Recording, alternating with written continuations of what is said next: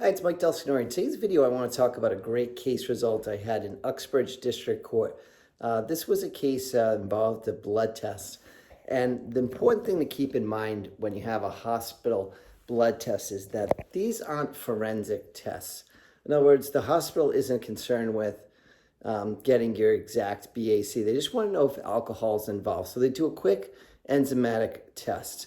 If they wanted to do a forensic test, they would do something called gas chromatography. Problem with that is it takes too long. At the hospital, they want quick results, so they do a quick enzymatic test. Now, judges sometimes let these tests into evidence, but they shouldn't. They should realize that these aren't forensic tests and that they're not really scientifically reliable. So when you have a blood test, make sure you make that argument. What happens in a blood case is that our law under Massachusetts law speaks of a breath test as being over 0.08. So now a blood test can also be over 0.08, but it's whole blood and not serum. So the serum portion of the blood is what the hospital tests, and that generally has a higher alcohol content.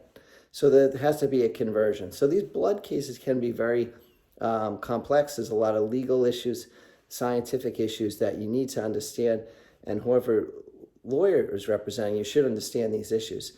So the case I had in Uxbridge, they weren't able to get the blood actually into evidence. And this is common in a lot of cases with the hospital blood test. They may not be able to introduce the results. So don't assume that, you got into a crash, you went to the hospital, that the case can't be won. Make sure you have an attorney look at these cases. These are very winnable cases.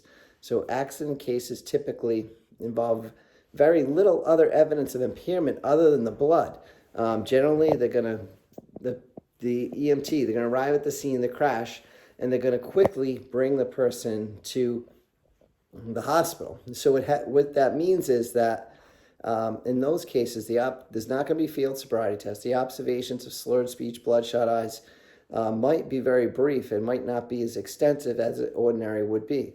So in other words, they don't really have a great opportunity to make a thorough assessment of whether you're under the influence of alcohol because of the need to get you to the hospital.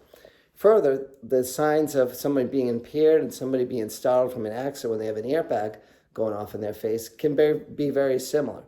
So make sure when you have a case involving a hospital blood test that you understand that these tests can be fought in court. The other thing you're likely to get, and my client had this in her case as well, is you're likely to have an immediate threat suspension.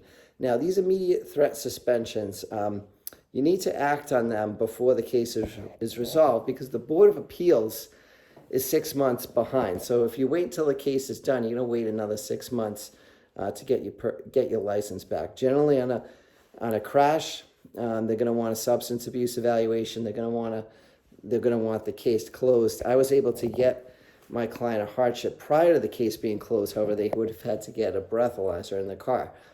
So while the case is pending, it's more difficult to get your license back and the immediate threat lifted, but there is a possibility of them doing that with a breath test in the car. Incidentally, if you refuse a breath test, there is no hardship at all on refusals.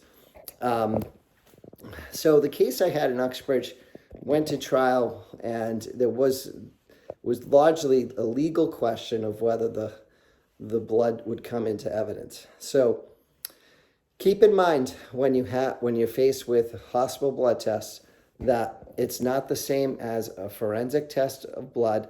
There's reasons why these tests aren't accurate. For example, somebody after an accident could have the accident could affect the blood alcohol level. It could be a buildup of lactic acid that could impact the test. The hospital test is only done once. So generally with a breath test, you can have 2 samples. Hospital test, it's 1 sample, and they don't really screen for other interference that could be confused with ethanol alcohol.